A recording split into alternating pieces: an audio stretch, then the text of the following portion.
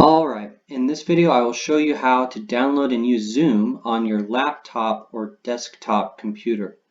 In my video on how to use Zoom on a phone or tablet, I recommended that you should use Zoom if you can on your laptop. This is because your laptop will have a better interface when using Zoom. You will be able to see and do more on the screen. To use Zoom on a computer, you will need a camera and a microphone. Now, most laptops will have that built in, but a desktop may not. So if you're using a desktop, you may need to add a webcam, which you just plug in with a USB port, and many of the webcams will have a microphone built in. All right, to start the download, you need to open up any web browser. I'm using Google Chrome, which is a really good one to use.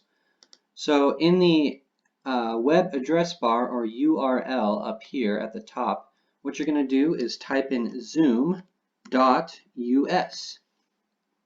and then press enter. This will take you to their website. Now what you're going to do is come on over here to their resource tab, and you're going to hover over that, and you'll see another drop-down box where it says download Zoom client. And you're going to click on that. Alrighty. Now this is going to take you to the download page, and you're going to want the first one right here that says Zoom client for meetings. And this next part will probably look a little different depending on if you're using Windows or Mac, or depending on what web browser you're using. So if I'm using Windows and Google Chrome, so if that's easiest for you, then follow along that way. So what you're going to do is click on the blue download symbol here. Now when you're doing that, if you are using Google Chrome, it's going to appear down here in the bottom, this file that it's downloading, which launches the download setup. Now if you click download and nothing automatically starts, what you might need to do is open up some kind of file folder like this and search for your downloads folder, and it should say Zoom installer on there. So I've already downloaded it, but if you click Zoom installer, it will start the setup wizard. What you need to do is just follow the steps to download it. It's pretty simple. It's just going to ask you a few basic questions and it'll download the program for you. I'm just going to delete it off my screen. So once you've downloaded the Zoom program, it will probably automatically start the program for you. Okay, here's what the program looks like. Again, if it doesn't automatically open the program for you, in the bottom left-hand corner of your laptop or desktop, most computers will have a search feature. You can just type in Zoom into that search bar and it should find the program for you. Once you open it up, as you can see, things look a lot bigger than on your phone or tablet. And let me just run through a few things that you'll need to do once you have the program installed. Just like on the phone, you can see a lot of the same buttons. You have join, new meeting, schedule, and share screen. The only ones you really need to know about are join or possibly new meeting if you are the host. So again, the way this works is you are in a small group, or maybe you just want to talk with a friend over video conferencing using Zoom. And so one person as the host will set up a time for the group to meet, and they will be given a meeting ID. And to join that group, what you need to do is press join whenever the time to meet would be. So again, if you're in like a life group on Thursday nights at 7, you would open up Zoom right around 7 and you would click join, and then you get to this screen where you can enter in the meeting ID. This is that 10-digit number that lets you join the right meeting.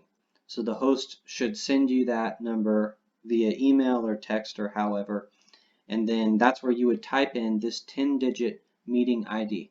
The next box is your name. This is where you can edit what your name appears as. If you want to do your own name or Chewbacca or Luke Skywalker, you can have fun with that. There's also these two boxes, just like on the phone or tablet. You don't want to check either of these because you do want your audio to connect and you want your video on. So once you enter in that meeting ID, you can press join and that will open up the meeting and you will be in the meeting. Now, a couple things you need to know. In the bottom left-hand corner is where some of your controls will be. You'll notice that if you're using a laptop for Zoom, you'll be able to see a lot more. Things will be a little more clear than on a phone or possibly a tablet. But in the bottom left-hand corner, you'll see two symbols that are very important. One looks like a microphone and the other looks like a camera. Now, when you first join a meeting, your audio and video may be muted. Sometimes it just defaults to that. So if your audio or video is muted, down here again in the bottom left when you're in a Zoom meeting, you'll see a red slash through those icons. The red slash means you are muted. So in order to speak and have everyone hear you, you need to click that icon so that people can hear your audio. And then if they can't see your video, then you click the video icon, and once the slash disappears, people will be able to see your video.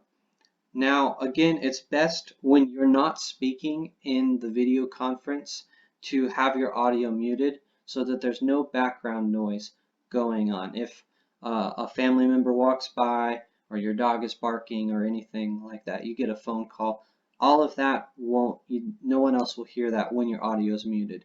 But you probably want to leave your video unmuted or on at all times.